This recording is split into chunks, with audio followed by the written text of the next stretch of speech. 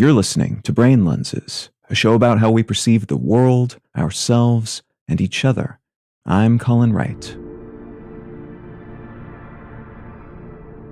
Public demonstrations take many shapes, but the general modern template of a peaceful protest that has emerged over the past several hundred years involves getting a group of people together in a public place in order to make a statement about something of possible public interest. This might mean picketing a business that's mistreating its workers, from the workers' perspective at least, in order to encourage that business to change how it operates by airing their concerns. Or it might mean rallying, marching, or orchestrating some kind of public display meant to attract attention and garner press for a particular ideology, cause, complaint, or political party/candidate. Demonstrations can be for something or against something, and they can be focused on an immediate outcome or a longer-term sort of play. Some demonstrations grab attention and headlines by being disruptive, not just public. Demonstrators may throw cans of soup at famous artworks in museums, which are protected by glass and thus unharmed, to protest climate change, or they might host a sit-in at a diner where they know they won't be served, occupying as many seats as possible in order to protest discriminatory laws and promote civil rights. Evidence is mixed as to the effectiveness of different sorts of protest action in different contexts, but there does seem to be some support for the idea that the existence of a radical flank of a given movement, one that dramatically disrupts things and maybe even annoys people on a regular basis, can lead to more support for the moderate, less radical version of the argument and the protesters who voice it. There's also evidence that combining shorter-term strategies with longer-term reform efforts can be more effective than either reform or protest in isolation. There's also a large body of evidence, for this field of study at least, that suggests nonviolent tactics are almost always way more effective than violent ones, and that a large number of participants in protest activities will almost always lead to more positive outcomes from the perspective of those doing the protesting than enthusiastic demonstrations by small groups of people. It also seems that protests benefit from having aligned or relatively aligned people in power, politicians and other decision-makers, elite allies, who largely agree with the protesters, and that having cohesion within the protesting population, everyone asking for the same thing and voicing similar complaints, will tend to help their cause as well. These data points are imperfect and won't apply in all contexts, and there are exceptions that fly in the face of, for instance, the norm of nonviolent demonstrations tending to do better than violent ones.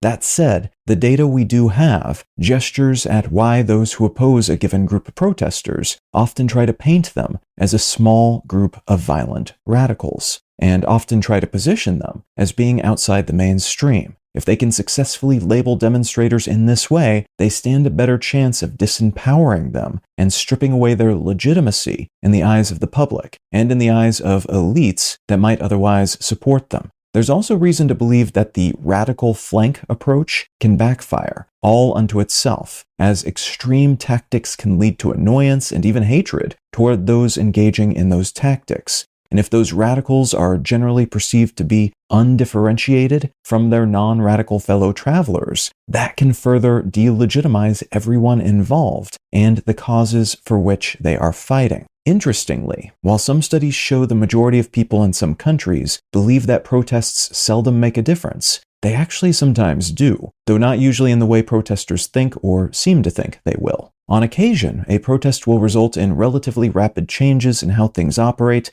government concessions to workers from a particular industry, for example, but usually the most significant impact demonstrators can hope for is an increase in awareness of the issue in question, alongside a small, slow change in the level of support the protesters' stance on that issue enjoys. Over time, then, protests and associated actions, like reform efforts within a governmental or economic system, people running for office and voting, alongside lawsuits and other legal actions, can result in huge sweeping change. But even though folks on the ground might desire and demand that change happen immediately, in many cases, that's not in the cards. Sometimes because those in power don't have the ability to, for instance, end racism or stop immigration, and in some cases because the issues being protested are systemic, not the result of someone's executive decision. Poverty, for instance. There are opportunities to make more targeted appeals that might be short-term actionable, like demanding shelter for the homeless in a particular city, rather than demanding an end to the poverty that makes some people homeless.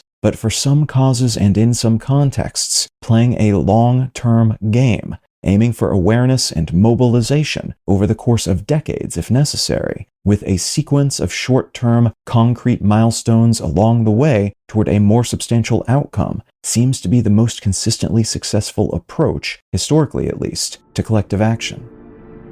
You can find out more about Brain Lenses, including how to support this show, and in return receive an additional episode of the show each week at brainlenses.com. You can also support this and all of my projects at understandery.com. I'm Colin Wright, and I'll talk to you again next week.